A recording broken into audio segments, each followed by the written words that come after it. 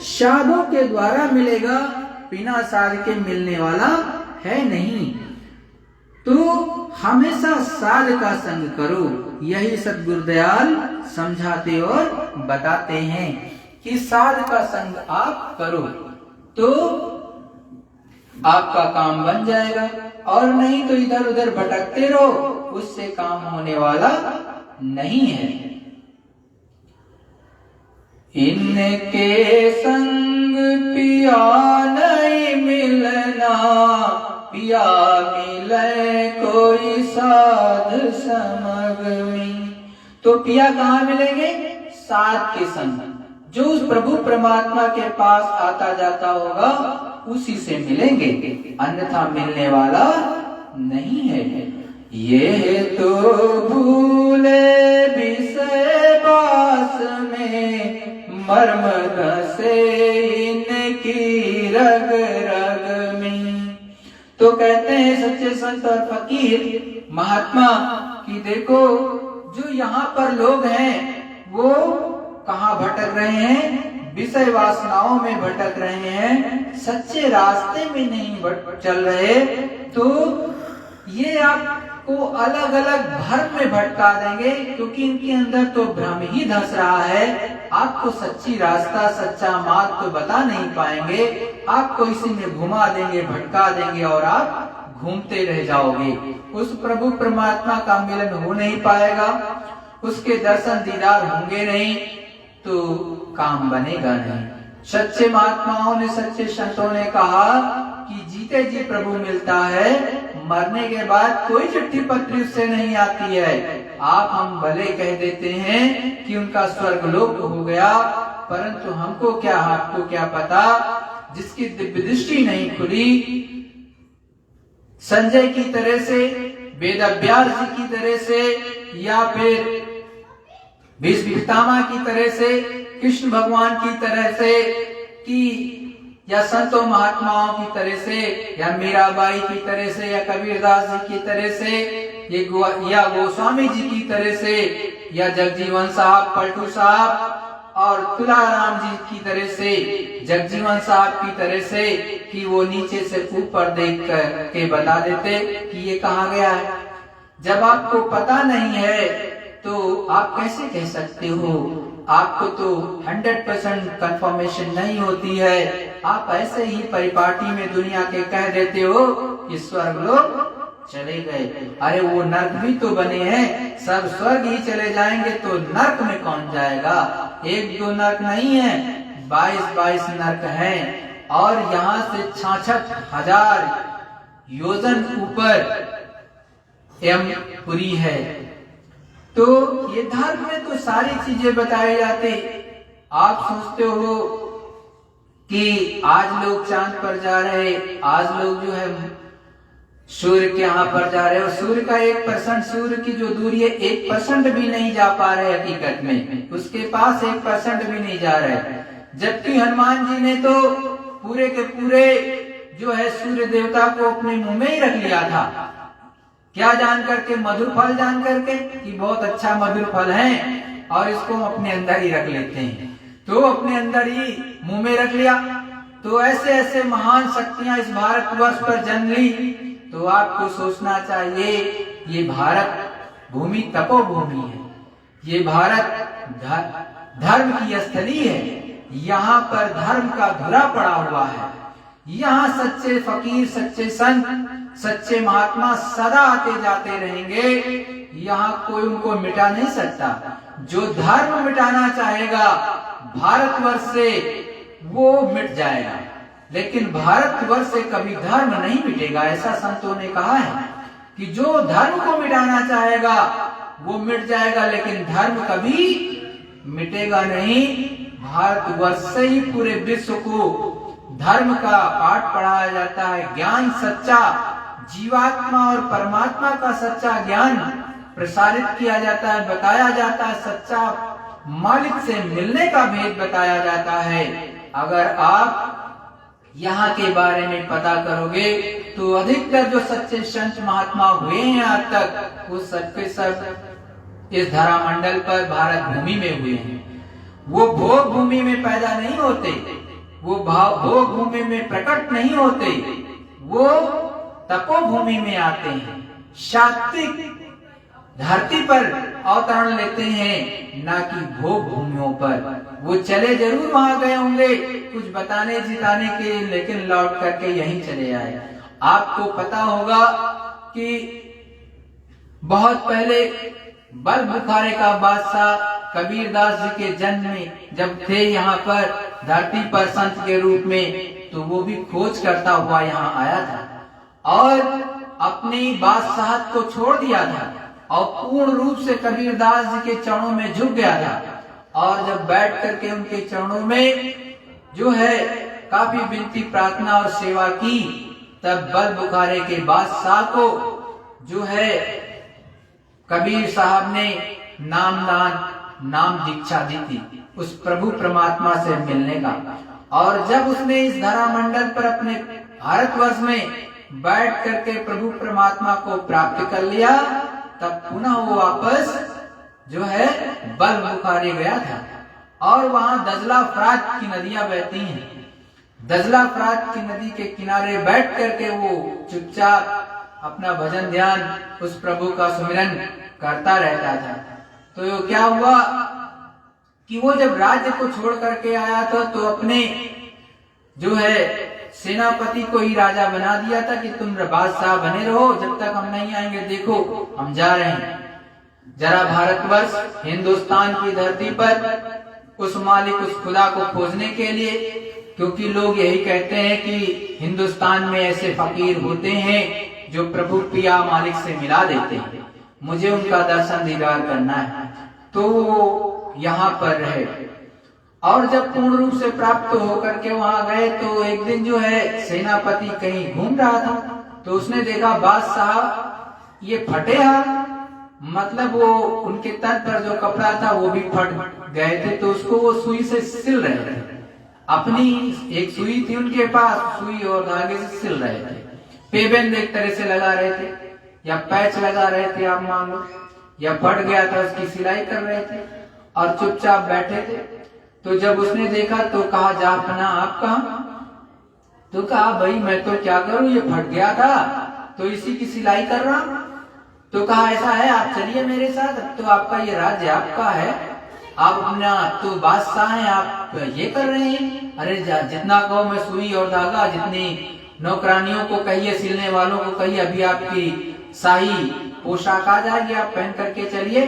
तो उन्होंने कहा नहीं ऐसा हम जाएंगे नहीं, आप करो अब राज्य, मैं नहीं करने वाला। तो फिर काफी उसने विनती की लेकिन वो माने नहीं। तो उन्होंने क्या किया, जिस सुई से सिलाई कर रहे थे उस सुई की सुई को ही उन्होंने दजला फरात नदी में फेंक दिया। जब नदी में फेंक दिया तो उन्होंने कहा ऐसा है सेनापति एक काम करो, ये जो सुई मैंने फेंक दी है इस जो है नदी में, आप इसको निकाल करके ले आओ, तब मैं आपके साथ इस शर्त पर चलूंगा, अगर मिल जाएगी तो आपको, अन्यथा मैं जाऊंगा नहीं। तो कहा ऐसा है ठीक है। उसने जो है अपने कर्मचारियों को भी लगा दिया और स्वयं भी ढूंढने लगा और खूब ढूंढा, लेकिन वो दजला फरात की नदी में वो सुई डूबी हुई मिली नहीं उनको। तो उसने कहा विनती की, आप जितने खच्चर को खच्चर तो चलते ही आज भी चलते हैं, जितने घोड़ों पे कहो उतनी सुइयां ला करके लगा करके आपके चरणों में रख दूं और आप उसे ले लो और चलो। तो कहा नहीं भाई, हमको अब किसी दूसरे हजारों या करोड़ों सुइयों की आवश्यकता नहीं, हमें तो अपनी वाली सुई चाहिए। यदि आप वो प्राप्त करा देंगे, हमें ढूंढ करके ला देंगे, यही हमारी शर्त है, तो हम आपके साथ चलेंगे। तो उसने अंत में हाथ जोड़ लिया कि वो भाई मिलेगी नहीं, नदी में हम कहाँ ढूंढे, मिल रही नहीं है, और हमने जितने कर्मचारी थे उनको भी लगा दिया, कोई ढूंढ नहीं पाया, तो क्या कर सकते हैं। तो कहा अच्छा ठीक है, अब आप कुछ देखो। और उन्होंने कहा है नदी की मछलियों, हमने जो सुई इसमें डाली है उसको आप हमें वापस ला करके दे दो। तुरंत ही एक मछली जो अपने गलफड़ में सुई को दबा करके ऊपर में आकर के हाजिर हो गई और उस सुई को जो है बल बुखारे के बादशाह ने ले लिया। और तब उन्होंने सेनापति से कहा कि देखो सेनापति, ये देखो ये मछली भी मेरी आवाज को सुनती है, ये प्रकृति से जो मैं कह दूंगा वो सारा काम मेरा कर देगी। जो पूरी प्रकृति पर राज्य करता हो वो एक तुच्छ राज पर राज करके क्या करेगा। इसीलिए जो संतों के चरणों में झुक गए, जैसे राजा जनक इस धरा पे रहते हुए उनको राजकाज करते हुए विदेही कहा गया। विदेही थे वो, मतलब यहाँ पर भी कार्य करते थे निर्लिप्त भाव से, राजपाट का कोई मोह नहीं रहता था, उस प्रभु को भी का भी ध्यान करते थे। अपनी प्रजा की का सेवक के रूप में बैठ करके वो उनकी जो है चीजों को देखते थे। कभी अपने आप को राजा महाराजा नहीं घोषित करते थे अंतरात्मा से, बाहर से तो लोग जानते ही ये राजा हैं, लेकिन वो स्वयं निर्लिप्त रहते थे और उन्होंने भी गुरु करके उस प्रभु को प्राप्त कर लिया।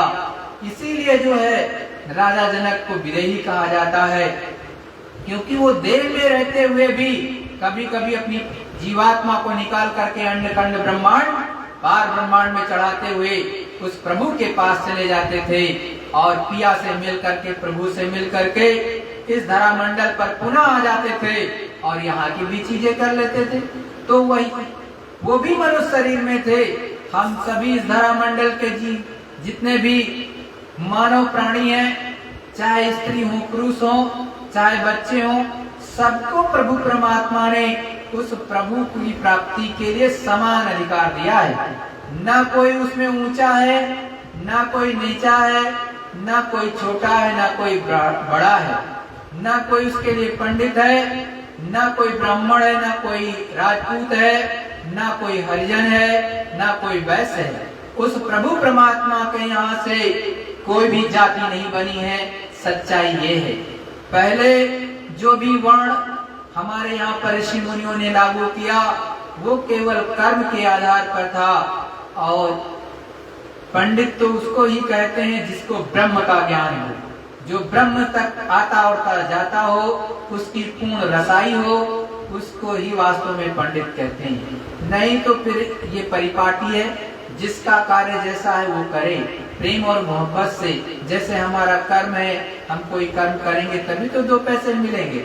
सच्चाई ईमानदारी के साथ में भारत पोषण करे, एक दूसरे के काम आए, प्यार और मोहब्बत से रहे, बड़े और छोटे का लिहाज हो, एक दूसरे का सम्मान करे, प्रेम और मोहब्बत से इस दुनिया में रह करके प्रभु प्राप्ति की को कर ले, प्रभु को, मालिक को, पिया को प्राप्त कर ले जाए, यही मुख्य है। और नहीं तो इस दुनिया से कुछ लेके कोई जाने वाला नहीं। कोई कितना भी कहे कि मैं सब ले जाऊंगा, कोई आज तक नहीं ले जाता। सब छोड़ के चले जाते हैं, सब कहते हैं ये मेरा है, ये मेरा है, कुछ भी सच्चाई में अपना नहीं, कुछ भी तुम्हारा नहीं। वो प्रभु परमात्मा ही तुम्हारा है और तुम उसके हो, यदि अपने को जीते जी ऐसा कर लिए तो। नहीं तो फिर आपको हकीकत में उस प्रभु परमात्मा ने दान में दिया है, और दान में दिए गए का फल आप यहाँ पर भोग रहे हो। सच्चाई ये है, वो पिया जो आपका है बैठा हुआ, वो अनाम देश में है, सत्यलोक में बैठता है। नीचे की जो भी जीवात्माएं आई हैं, वो आपके बड़े भाई साहब आप पर राज्य कर रहे हैं और आपको दुख भी वही दे रहे हैं। उन्हीं के आदेश से मिलता है, किसी दूसरे के आदेश से नहीं मिल रहा है। आपको पाप पुण्य में बांधा है तो आपके बड़े भाई साहब ने बांधा है। इस दुनिया के, इस संसार के सभी के लिए, इसीलिए कहा है रामायण में, साफ शब्दों में कहा है, कर्म प्रधान विश्व रचि राखा, जो जस करे सो तस फल चाखा। बड़े साफ शब्दों में रामायण में ये चौपाई गोस्वामी जी ने अपनी आंखों से, अपनी दिव्य दृष्टि से देख करके लिखी है, ऐसे नहीं। इसीलिए संत महात्मा कहते हैं कि तू कहता कागज की लेखी, मैं कहता खन की देखी। साफ साफ वो कहते हैं कि देखो भाई ये चीज लागू है, दूसरा कोई तो बताने वाला भी नहीं है। यहाँ पर जो देखता है वही बोलता है, और जो देखेगा सच्चाई ईमानदारी से वही बताएगा भी, वही समझाएगा। वही प्रिया से मिलने का भेद बताएगा, प्रभु से मिलने का भेद बताएगा, प्रभु परमात्मा के पास ले जाएगा, ले आएगा। और जिसने देखा नहीं है वो तो इधर उधर में भटका देगा आपसे, तो वो स्वार्थ में है। बड़ी साफ शब्दों में बात है, इसीलिए उसमें भी कहा गया, इसके लिए भी कहा स्वार्थ लाग करहि सब प्रीति, सुर नर मुनि सब करय नीति। समस्त लोगों की यही नीति है कि वो क्या करते हैं, वो क्या करते हैं कि स्वार्थ बस केवल जो है आपसे प्रीति करते हैं, चाहे वो सुर हो, देवता हो, चाहे मुनि हो, चाहे नर हो। नर मतलब स्त्री पुरुष मनुष्य शरीर में जो बैठे हैं, सुर का मतलब देवता, जो देवता बैठे हैं उनके अंदर भी है, वहां पर भी मन चलता है। ऐसा नहीं कि वहां मन नहीं है, वहां पर भी मन होता है, वहां पर भी बच्चे होते, स्वर्ग बैकुंठ में बच्चे होते हैं। ऐसा नहीं कि वहां बच्चे नहीं होते, वहां पर एक अंतर इतना है पृथ्वी लोक मंडल से कि वहां पर हमेशा जो भी बच्चे के रूप में जन्म लेकर के जो जवान हो जाएगा तो उनकी हमेशा जवान ही रहेंगे, कोई बुढ़ा होके नहीं मरता वहां। बस इतना अंतर है। इससे ज्यादा सुख बैकुंठ में है, इससे ज्यादा ऊपर ईश्वर के लोक में इसी तरह से है। तो वो मालिक, वो पिया, सब कुछ वो सच्चे संत महात्मा सब कुछ लिख पढ़ करके गए।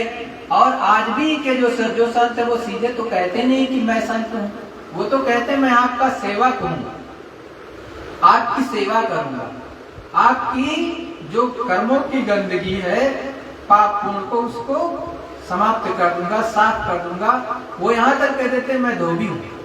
क्या धोएंगे लेकिन आपका कपड़ा थोड़े ना धोएंगे, अरे आप पे जो जीवात्मा पर अच्छे बुरे कर्मों की गंदगी जो जमा है इसको धोने के लिए वो होते हैं और निर्मल पवित्र कर देंगे इस चतुर्थ अंतःकरण को। जैसे ये आपका चतुर्थ अंतःकरण निर्मल हुआ, उस प्रभु परमात्मा के और आत्म साक्षात्कार जिसको आप किताबों में पढ़ते हो, स्वयं अपनी दिव्य दृष्टि से आप सबसे पहले अपना साक्षात्कार करते हो। सबसे पहले यही कहा गया, पहले अपने को जानो तब परमात्मा को जान पाओगे। ये कहा गया, हर धार्मिक पुस्तक में कहा है पहले अपने को जानना होता है, तब प्रभु परमात्मा को कोई जान पाता है। जब तक अपने को नहीं जानेगा प्रभु परमात्मा को जानवान नहीं सकता है। जब तक आत्म दर्पण में स्वयं को नहीं देखोगे, वो जो ऊपर में प्रभु के चरण कमल है उसके माध्यम के द्वारा उसमें अपने आप को जीवात्मा सबसे पहले दर्शन करती है, बना ही करती है, किसी दूसरे का नहीं करती है।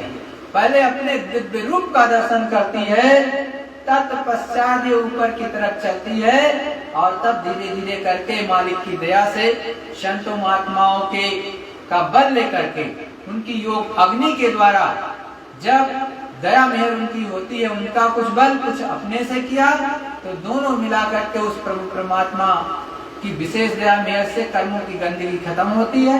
तत्पश्चात उस प्रभु परमात्मा का सच्चा रूप जो होता है दिखाई देता है, सुनाई देता है और बोलते बतियाते सब कुछ है। ये कभी मत सोच लेना कि प्रभु परमात्मा मालिक अंधा और बहरा है, वो तो तुमको बनाया है अपनी शक्ल पर, हम शक्ल पर बनाया है। आप इस धरा मंडल पर सबसे उत्तम कृति माने जाते हो, अपने जैसा आपको बनाया है।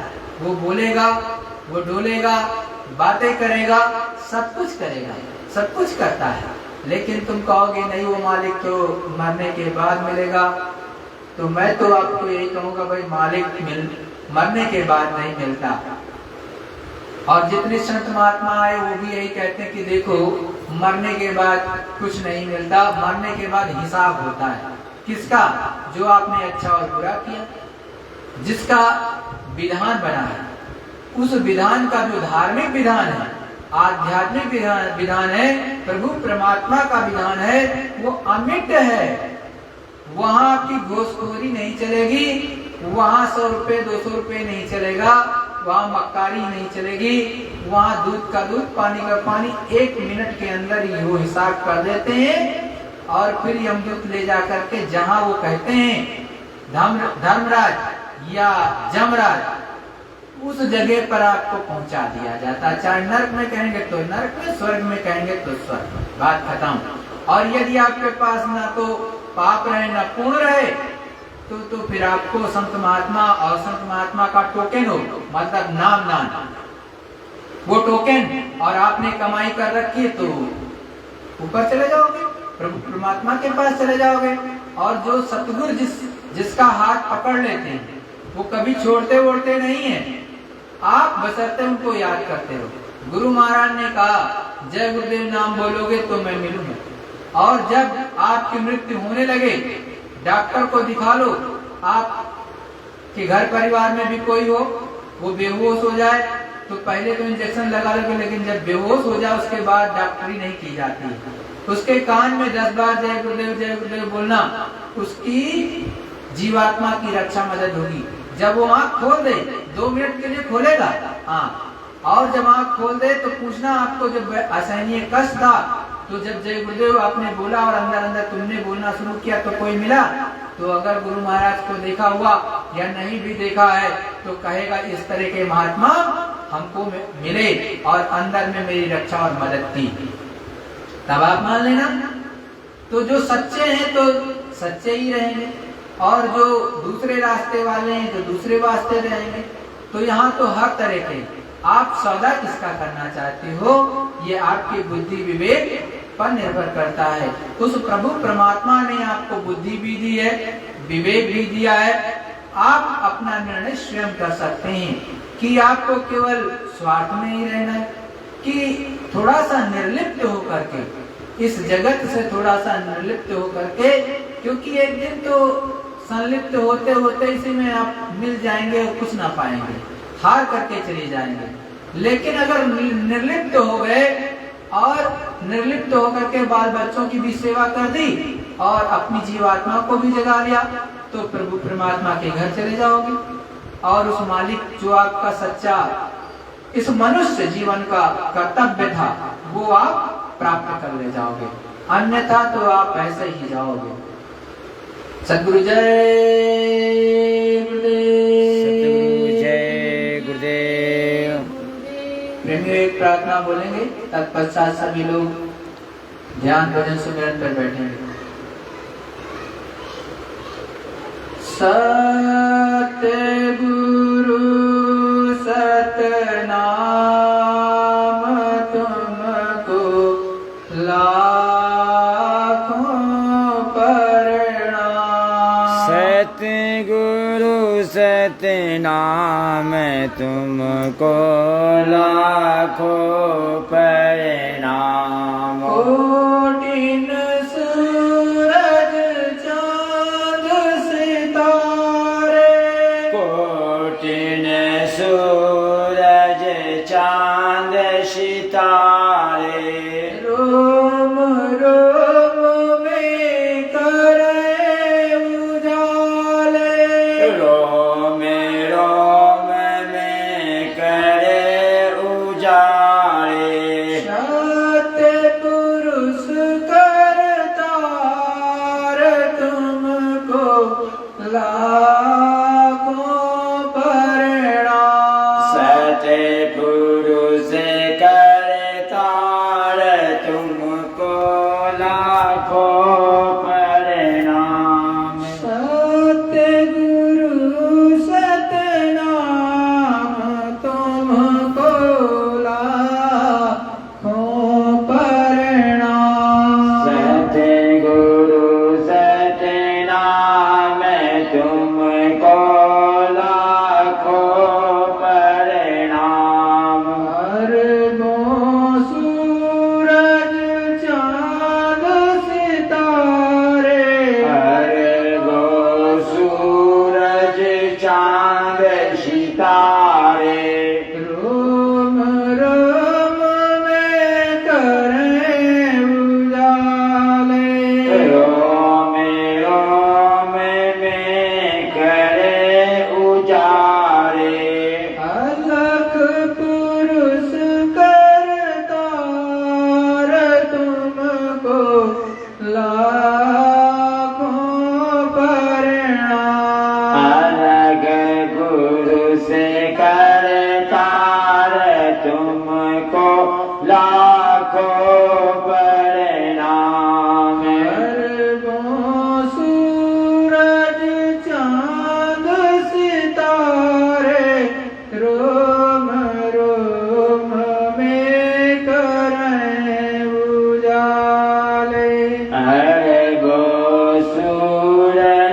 चांद सितारे रोम रोम में करे उजारे अगम पुरुष करतार तुमको लाखों प्रणाम। आगम पुरुष करतार तुमको लाखों प्रणाम।